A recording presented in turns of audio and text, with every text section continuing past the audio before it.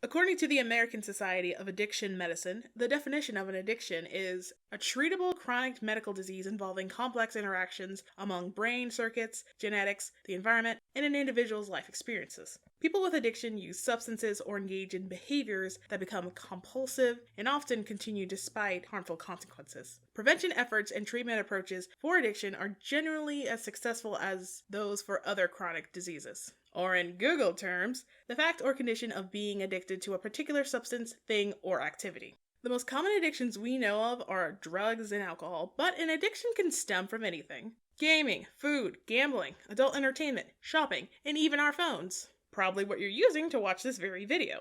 While on the toilet.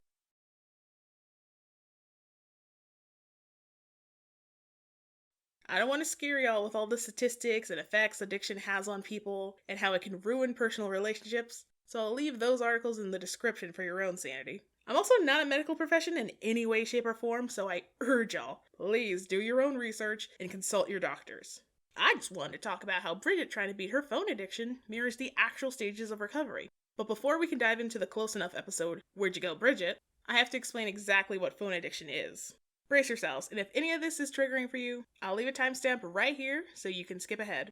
Because smartphones are more of a necessity than a luxury these days, just about everyone has a phone or a tablet with access to the internet. And with that comes social media. And with that comes online communities, fandoms, and that dopamine rush you get when people comment and like your posts. You feel validated by dozens of strangers because, let's say, you took a great photo of a latte, used a specific filter to make it pop, and posted it at a time where everyone is more likely to see it under all those specific hashtags. You see all the positive reinforcement your post is getting, so of course you'll want to recreate it or just post again in general. You repeat this cycle over and over again until a post eventually goes viral.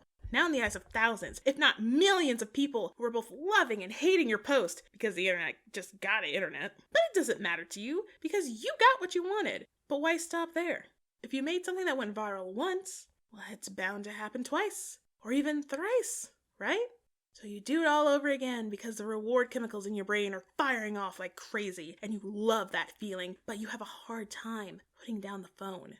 You're ignoring friends, family, damaging your eyes and your posture. But all for what? Another like? Another comment? Another share? But recovery is possible when the problem is acknowledged. So despite the debate in the medical community, and since I'm not even a part of it, I think we made a solid case that phone addiction is a real addiction. And like any addiction, it's treatable, as we see with Bridgette. She goes through the 5 stages of recovery, the cooler cousin of the 5 stages of grief. Pre-contemplation, contemplation, preparation, action, and maintenance. People can move between these stages, experience more than one at a time, or even skip a stage, because recovery, shocker, isn't a linear path. It can take many forms. It all depends on the person and what they're fighting. But how sure am I that Bridgette even has a phone addiction? Well, at the beginning of the episode, it literally starts with a montage of her day while staring at the phone. Bridgette doesn't even open her eyes until the phone is right in her face, which is a nice little detail, I must say. She's oblivious to her surroundings, unintentionally causing accidents, and ends up behind bars. Again! The fact that this is a reoccurring incident for her just screams addiction. Even Pearl, the landlord, can tell Bridgette has a real problem. It's time you call this what it is, an addiction. You need a no-phone detox. Pearl may have jumped ahead a few stages, but a couple of hours away from the phone is exactly what Bridgette needs. And from there, she's between the pre-contemplation and contemplation stages. Pre-contemplation is when the person doesn't recognize their behavior as an issue. It's the denial phase. They have a hard time letting go or just being told what to do. They're quick to give up. I don't think I can do it, Pearl. You see Bridgette having a negative reaction to withdrawal. Her thumbs won't stop moving, she's on edge, and she even tries to get her phone back from Pearl. And the detoxes only last, 2 minutes. In the next hour or so, she's in a cold sweat, having a fever dream. Which leads right into the next stage, contemplation. At this stage, the person recognizes that they have a problem. They may have a hard time fully committing to the change they want to make, but they're more willing to learn about the consequences of their behavior. Bridgette's dream is essentially her subconscious warning her that if she continues to focus on her device, she'll end up all alone. It's a very harsh visualization, but the kick Bridgette needed to recognize her problem. Just as Bridgette is ready to give up, Pearl shares how she was addicted to Six Flags. Pearl would get on every ride so she could feel that rush, but that hunger consumed her. Thankfully, she was able to beat her addiction because Pearl realized it was making her miss out on real life. I was riding that sweet dragon on the daily. Then I learned it was making me miss out on my real life. Real life? You mean that stuff I take pictures of? Whoa. Thanks to Pearl's counseling, Bridgette has reached the preparation stage, which means she recognizes the benefits of life that her addiction was depriving her from. Instead of taking a picture of the latte, she finally has a taste of one, which was such a transformative experience that Bridgette is eager to start living her life to the fullest.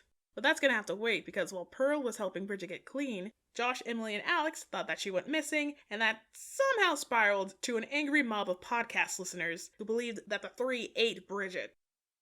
Did I forget to mention that? You know what? It doesn't matter, because Bridgette has moved on to the action stage of recovery, which is where real change in behavior starts, and is usually the detox stage. Like I said before, Pearl jumped the gun on this by taking Bridgette's phone away and helped her through the earlier stages. This stage, however, is typically the hardest and takes the most effort because it forces you to look inward and think deeply about yourself. You won't find burning Bridgette 94, so stop looking for her. She's not real. She's a phony, chasing likes. I've lost the last 10 years of my life to my phone, and I bet you all have too. I like this Bridgette, in the flesh, and that's the only like I need. And with that, Bridgette is on the final stage of recovery, maintenance. Time and effort are key to sustaining any change, and relapse shouldn't be seen as a sign of weakness or failure, because it's possible to recover again.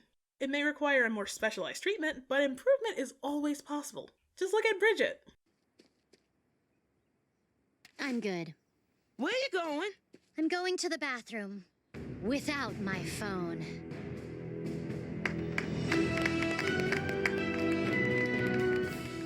I hope she gets to enjoy more sunsets and lattes. She's earned it.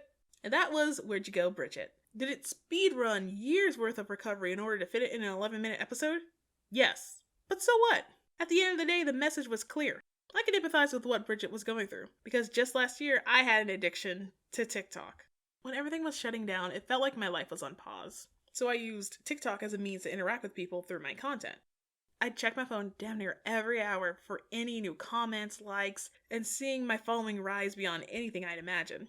But at some point, I realized that I'm giving my all to an app that was designed to keep you coming back, because it's also how I stayed informed with what was going on around the world. So I decided to just take a day from TikTok, which was really difficult. I had to slap my hand every time I reached for the app.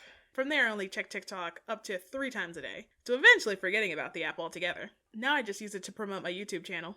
Even though I had some success on a few of my videos, the near 30K following I gathered was hollow and meant nothing to me because I don't mean anything to them. I promised myself to never give that much power to numbers again. So even though I'm almost at 500 subscribers, which is a milestone, and I do appreciate y'all taking the time out of your day to bask in the brilliance that is Artis, I don't care what that number says. I didn't start making videos to hit a sub count or a like goal. I did it because I have a voice and a mind that has better use on a platform that doesn't restrict me to 60 seconds or less. Building a community off of YouTube rather than TikTok is far more rewarding anyway. Plus, I have a thriving Discord server where I can actually interact with my community, and we have so much fun. Join the Tiny Toy Tiger Tribe today! I'm much happier than where I was last year, but that took a lot of time and effort on my part. So whatever y'all might be dealing with, just know it's okay to seek help, because it doesn't make you weak. It actually makes you